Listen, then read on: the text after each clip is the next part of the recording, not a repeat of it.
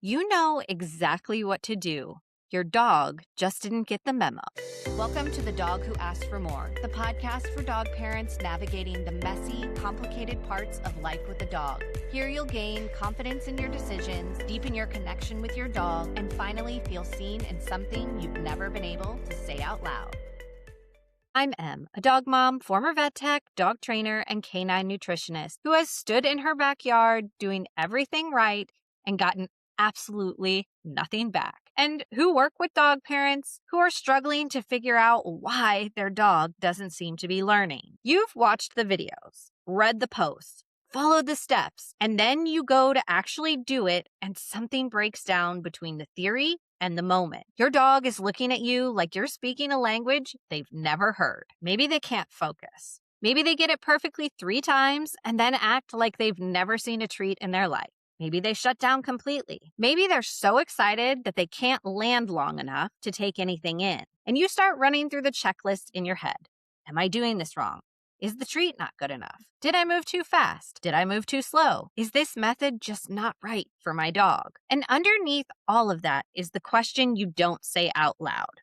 What if I am the problem? The hard part is that the steps are right. The method is probably fine. You're not doing it wrong.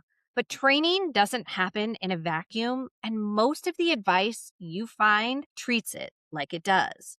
Like if you just follow the sequence, your dog will follow along.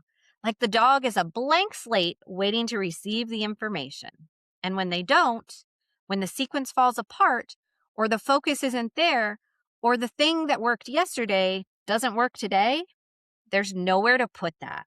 Because the advice doesn't account for the dog who was already wound up before you started, or the dog who had a hard morning, or the dog whose nervous system isn't in a state where learning is available. This is the part nobody talks about in training content, not the steps, the conditions, what has to be true before the steps can even work.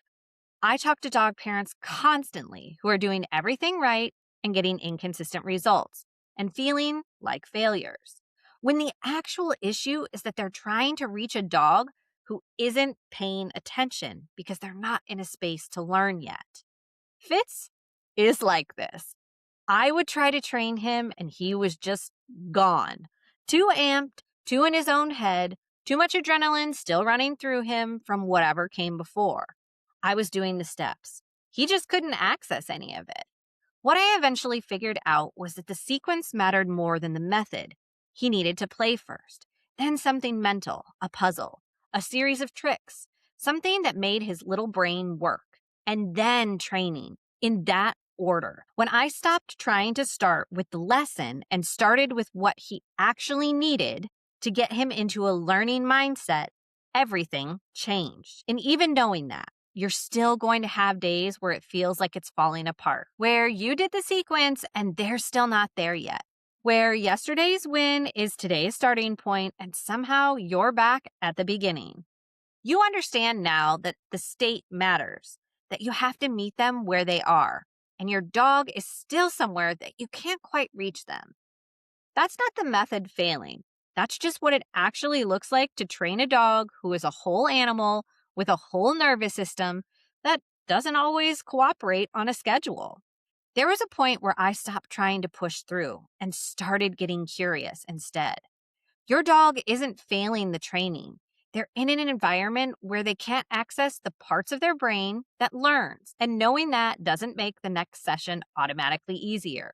You can understand that your dog needs to be in a certain state to learn and still show up on a Tuesday night after work when you're tired and they're wound up and you just want it to go well for once. You can know that the conditions matter and still not always know how to change them. You can get curious about what your dog needs and still be figuring out what that actually looks like in practice. That's the work, not the steps. The figuring it out in real time with the specific dog in front of you who learns differently than every other dog and on their own timeline in their own way. It starts looking a little different when you find it. The training session that actually lands because you played first.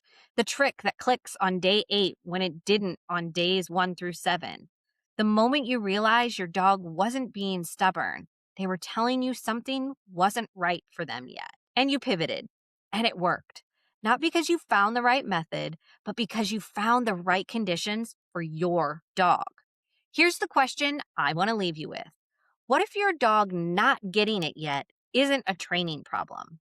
It's information about what they need before training can work. You've been paying attention. You've been trying to learn this alongside your dog. That's not nothing. Most people quit long before they start asking the questions that you're asking now. And if you're sitting there thinking, I don't even know where to start with the behavior piece, the dog body language video library is in the description. It's free and it'll give you a clearer picture of what your dog is actually communicating before, during, and after training. So be kind, spread joy, and remember, your dog isn't failing the training. They're just waiting for the right conditions to show you what they're really made of.